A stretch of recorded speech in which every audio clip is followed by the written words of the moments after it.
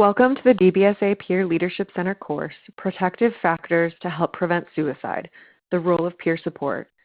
Experiencing suicidal feelings and desires is common for many peers, yet it can be confusing for peer supporters to know how they can help others head off these feelings or deal with them productively. In this course, we will discuss 4 categories of protective factors that can help lessen the desire to end one's life, and reflect on how you can support your peers in strengthening those protective factors in their lives. In this course, our goal is that you will complete the following learning objectives: understanding the difference between crisis intervention and prevention through a protective lens, understand the peer specialist role as contrasted with the clinician role in helping peers strengthen protective factors, be able to name the 4 major categories of protective factors, and identify and articulate strategies for exploring each protective factors category. Before we begin this discussion, here is your gentle reminder to take care of yourself while participating in this course. This is a sensitive and intense topic. Strong feelings may arise during or after the course, as talking about suicide can be difficult and triggering for a lot of reasons, including many of us know people who've died by suicide. Some of us have personal experience in the hopeless feeling of being suicidal or even in attempting suicide in the past. Many of us have tried to prevent suicide, but despite our best efforts, they've still occurred. The focus of this course is not suicide, but rather the role of peers in helping others strengthen themselves and thus lessen the likelihood of suicide.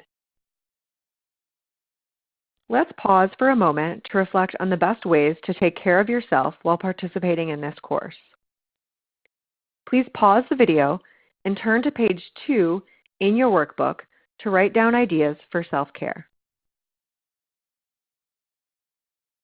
A few reminders if you start to experience a lot of strong emotions while taking this course. Pausing the course is allowed. You can pause this course and return to it at any time.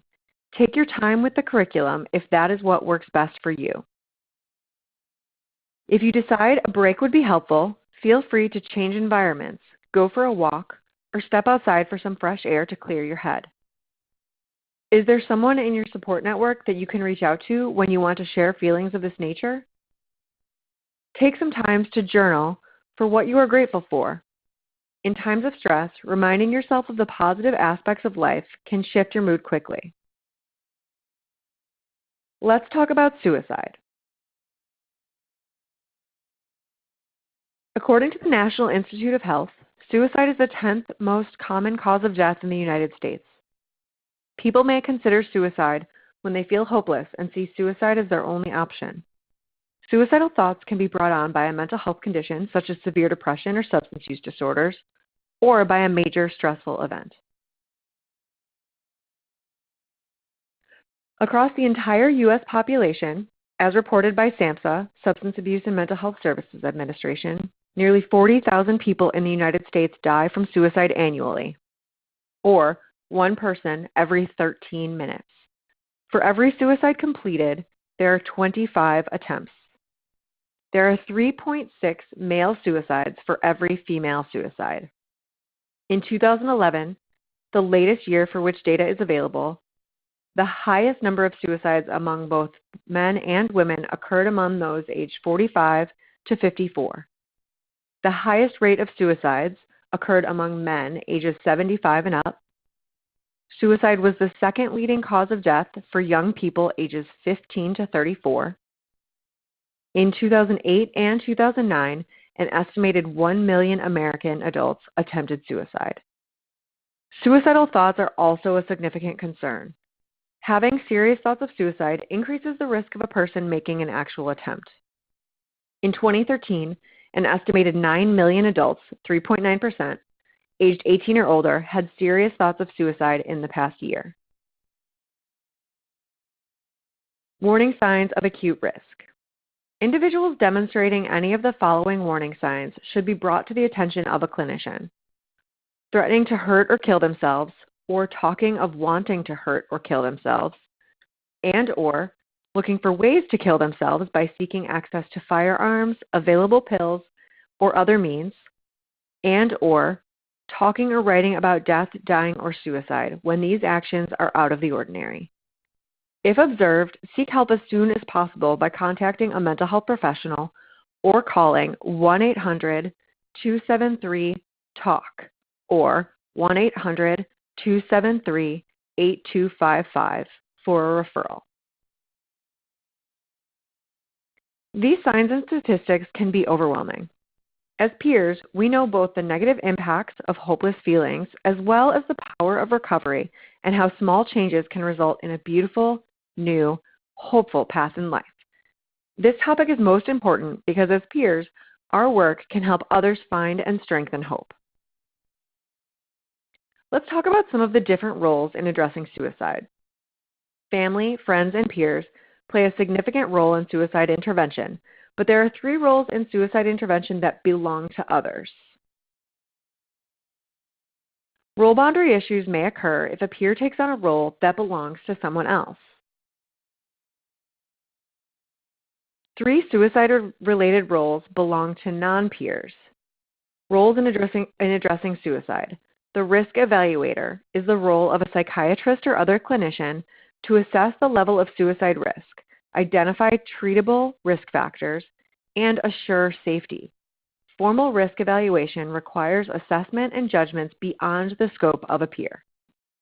Crisis intervention is the role of a crisis center or other emergency setting or responders to assure the safety and stabilization of a person preoccupied with thoughts of suicide, threatening suicide, or voicing a plan or seeking the means for completing suicide. Therapist counselor is a clinical role to diagnose, plan care, and treat. When it comes to suicide prevention, the role of the peer specialist is to engender hope, assist their peers in identifying strengths and strategies to deal with thoughts of suicide, help connect their peers with needed services and supports, and support a peer in strengthening their own resilience. The role of peer specialist is not to take responsibility for preventing all suicides, to take responsibility for another individual's choices. The value and importance of suicide prevention is unlimited. Saving lives is priceless. Suicide prevention can come in more forms than what might initially come to mind. By supporting another in building resilience, we are working together to prevent suicide. The healthcare industry is increasingly focused on prevention, preventive care, and positive actions to build wellness and avoid serious health conditions, as this saves both lives and money. Creating positive actions and habits build resilience, which in turn can help prevent crisis. The unique role of peer specialists is that they can not only relate to the peer personally having shared their own wellness paths and the feelings that are a part of recovery, but they can discuss and support an individual in strengthening resilience and protective factors. In this course, it's important to recognize the differences between crisis intervention and looking at suicide prevention through a protective lens. When we use the phrase protective lens, we are seeking to help a peer build up aspects of their life that strengthen their recovery to protect them as much as possible from the possibility of suicide. This is not about crisis intervention in an emergency situation. In your work as a peer, the organization that you work for may have specific guidelines and rules if someone is in crisis. If you're not sure about what those crisis guidelines are, be sure to talk with your supervisor so that you know the protocol for your specific organization. So, now that we've discussed suicide, roles, and crisis versus prevention, let's discuss the big question. What are protective factors? A protective factor is a characteristic or attribute that reduces the likelihood of attempting or completing suicide. Protective factors are skills, strengths, or resources that help people deal more effectively with stressful events. They enhance resilience and help to counterbalance risk factors. In the context of this course, We will discuss the 4 categories of protective factors: attitudes, values, and norms that work against acting on suicidal thoughts, social skills, good health and access to healthcare, and strong connections to supportive individuals. Let's explore each category further. What does protective factor number 1 mean? Attitudes, values, and norms that work against acting on suicidal thoughts. For example, hope for the future or optimism, strong sense of self-worth or self-esteem, reasons for living. What can a peer do that would help a person strengthen these areas? Pause the video now to reflect on page 4 in your workbook. Here are a few examples. Create amazing accomplishment celebrations. Catch people doing good and find a way to acknowledge and thank them. For example, at the DBSA office, there is an amazing accomplishment box where team members write thank you and acknowledgement notes when they see a coworker doing something kind, helpful, or thoughtful. These anonymous notes are shared and celebrated each month at team meetings. Help another peer. Fill out emergency crisis cards or create a RAP plan and a list of who counts on me. Post Warmline and National Suicide Prevention Lifeline contact information. Share your story if you experience or experienced feelings of worthlessness. Use resources recommended for survivors of suicide, such as Helping a Survivor Heal or Live Through This. Share DBSA's I'm Here program. What does protective factor number 2 mean? Social skills. This includes a sense of personal control or determination, impulse control, willingness to seek help, coping skills, and resiliency. What can a peer do that would help a person strengthen these areas? Pause the video now to reflect on page 4 in your workbook. A few examples to help strengthen social skills include identify self-help anger management techniques, practice 1-minute breathing exercises and techniques, help peers to articulate a problem, then use problem-solving tools such as PICBA. What is PICBA? PICBA is an acronym for a tool learned in peer specialist training. Identify the problem. State the problem as clearly as possible. A problem clearly stated is a problem half solved. Impact. Ask what a person may be doing to negatively impact the situation or in helping to create the problem. Cost benefits. Ask if the problem is not solved, what is the cost, short-term and long-term, and what would be the benefits of resolving this problem, short-term and long-term. Brainstorm. What are 5 to 7 possible ways to solve the problem? And actions. Select 1 to 2 best solutions from the brainstorm list. What are some small steps or actions that you could take to begin working on these solutions? Make a worst-case scenario and then what list of positive actions that could be taken. Identify helpful or unhelpful people and situations and how they can be utilized or avoided. Identify new supportive people, places, and resources.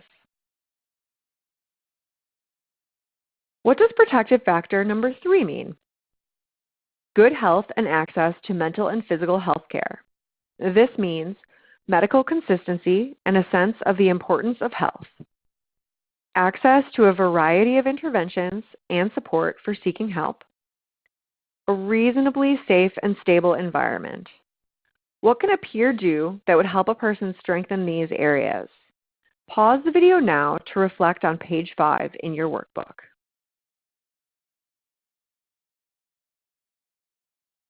A few examples in supporting the area of good health includes tell your story of addressing a health issue, including setbacks and successes and what you do to stay healthy. Help peers find health-related resources related to one area of concern, resources and information on housing and locations, or a 12-step meeting and help them to get there. Post information on domestic violence and other safety hotlines. Identify and celebrate peer milestones towards better health, such as lowered blood pressure, ability to walk further, etc. What does protective factor number 4 mean? Strong connections to supportive individuals includes supportive, non-judgmental cultural, religious, or spiritual beliefs, being married, partnered, or a parent, strong relationships, camaraderie with others, opportunities to participate in and contribute to projects and activities, responsibilities and duties to others, and pets. What can a peer do that would help a person strengthen these areas? Pause the video now to reflect on page 5 in your workbook. Examples. Talk with a peer about faith traditions and practices. Ask peer to help you organize and participate in small service projects. Bring service animals to your workplace. As you're comfortable, talk openly about your meaningful relationships. Share your strategies for positively addressing challenging relationships and triggers. Bring up examples of how other people have supported you positively in the past. Responding with a protective lens. When working with peers, we don't always take a proactive stance, but a reactive one. Reacting in times of crisis is important and should not be diminished, and it's not the whole story. You are likely doing some of this work already, and you haven't realized that what you are doing is helping strengthen people and strengthen factors in their lives that can help protect against suicide. Let's spend some time now navigating options in a few common situations. One common situation could be responding to someone who thinks often or daily about suicide but does not act on it. First, let's review what would be considered a non-protective response. What the peer being supported is thinking. Right now I'm doing okay, but that could change at any minute. I need to be prepared in case things get really bad. That way I'll feel safe. What the peer being supported says to the peer specialist. I think about suicide at least once a week. I'm not planning to do it right now, but I know what I'd do if things got really bad. What the peer specialist often says or does in a non-protective example. John, I want you to stay right here while I call the crisis intervention team. Let's unpack what just happened. A few questions to consider. Was it wrong for the peer specialist to summon help? Was this peer in crisis? When we jump immediately to crisis intervention at the mention of the word suicide or expression of suicidal thoughts, we miss an opportunity to help the person draw on their strengths to address their situation. It is important to consider how a peer can respond to common situations with a protective lens. Responding in a proactive way versus a reactive way is a great place to start. In your work as a peer, you can help strengthen people and factors in their lives that can help protect against suicide. Now, let's take a look at a protective response. What the peer being supported was thinking. Right now, I'm doing okay, but that could change at any minute. I need to be prepared in case things get really bad. That way I'll feel safe. What the peer being supported says to the peer specialist. I think about suicide at least once a week. I'm not planning to do it right now, but I know what I'd do if things get really bad. What the peer specialist could say or do from a protective perspective. So, if you think about the idea of suicide pretty regularly, what's usually happening in your life when you start thinking about taking that route? What's usually happening in your life when you don't think about suicide as much? I wonder how you could get more of those positive things happening in your life so you don't think about suicide so often. Or, I've talked with other people who felt that way. Some of them said this was helpful in having those feelings less often. Please pause here and answer question number 1 on page 6 of the workbook. Let's explore example number 2. Responding to someone whose comments about suicide are viewed by some as attention-seeking. To begin, here's an example of a non-protective response. What the peer being supported is thinking. I know that the thoughts I have about ending my life are something that I should talk with someone about, but I have a feeling people will just think I'm crying wolf and looking for more time to vent in our support group. What the peer being supported says to the peer specialist. Of course I think about ending my life sometimes, especially when I have really stressful days, but it isn't a big deal. What the peer specialist often says or does. John, you've told me about your suicide thoughts so many times before. Do you need more time to share at the support group again? Once again, let's unpack what just happened. Was it wrong for the peer specialist to offer more time to share at the group? Was this peer in crisis? When we jump immediately to assumptions about seeking attention, we miss an opportunity to help the person explore how they are truly feeling, why these thoughts show up on stressful days, and how to incorporate more self-care into an individual's routine. Let's listen for a protective response. What the peer being supported is thinking.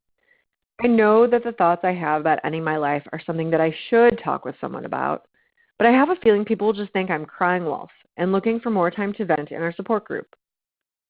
What the peer being supported says to the peer specialist. Of course I think about ending my life sometimes, especially when I have really stressful days, but it's not a big deal. What the peer specialist could say or do from a protective perspective. It sounds like stressful days make a big impact on your mood and general wellness. What's an example of what happens on these stressful days? In my own experience, I find it difficult to focus on the positive and stay hopeful if I'm having a really busy day. For me, I try to plan ahead to keep an eye out for signs of a tough day to catch it early, and to have a plan on how to make every effort to turn my day around. Do you have any self-care practices that will help you shift the mood of your day? Do you want to brainstorm a few? Please pause here and answer question number 2 on page 6 of the workbook.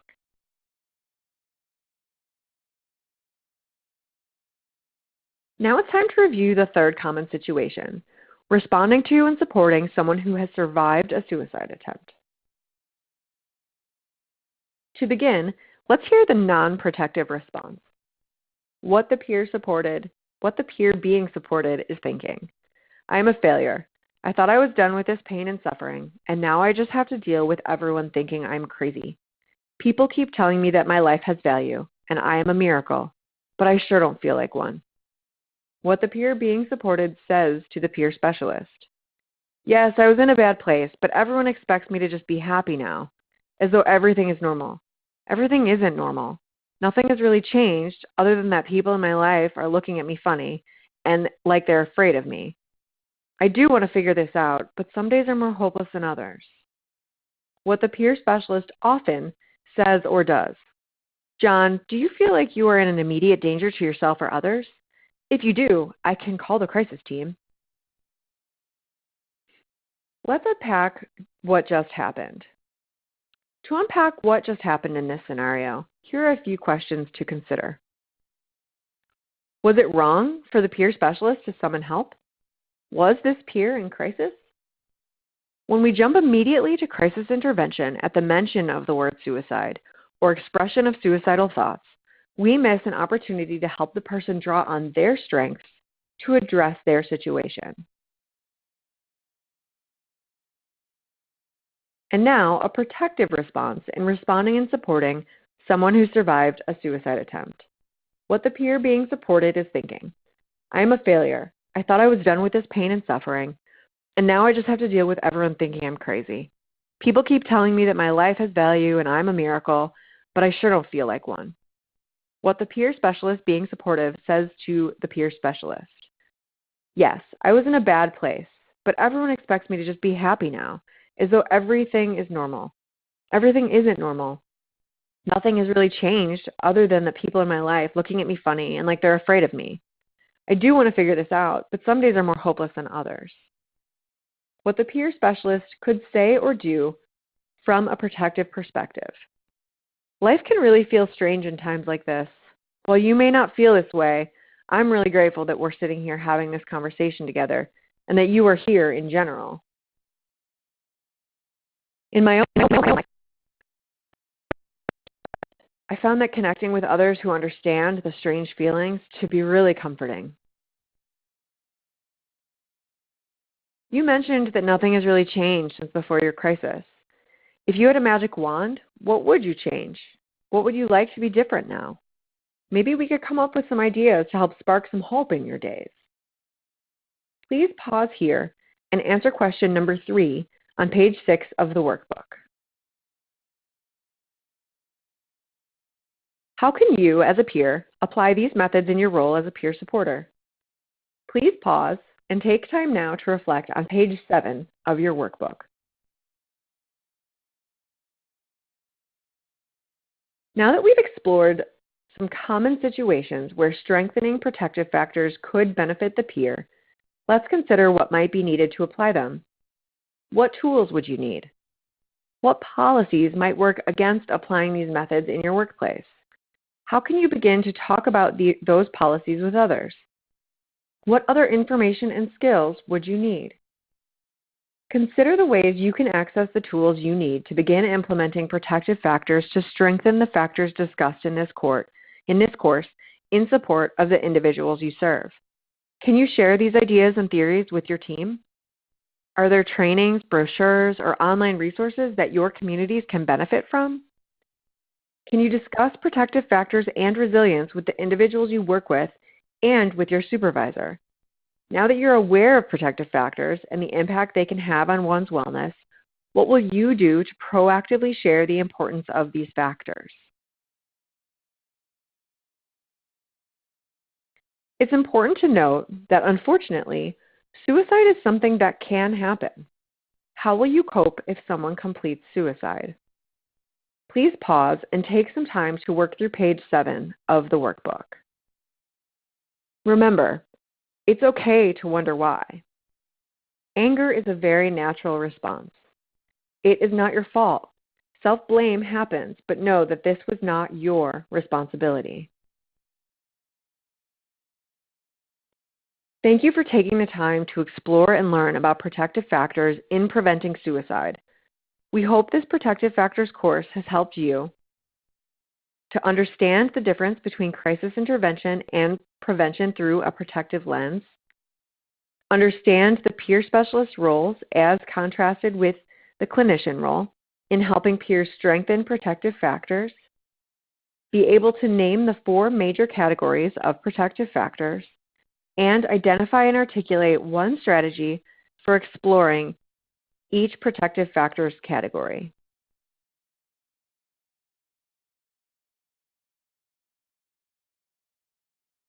There are many resources available for individuals.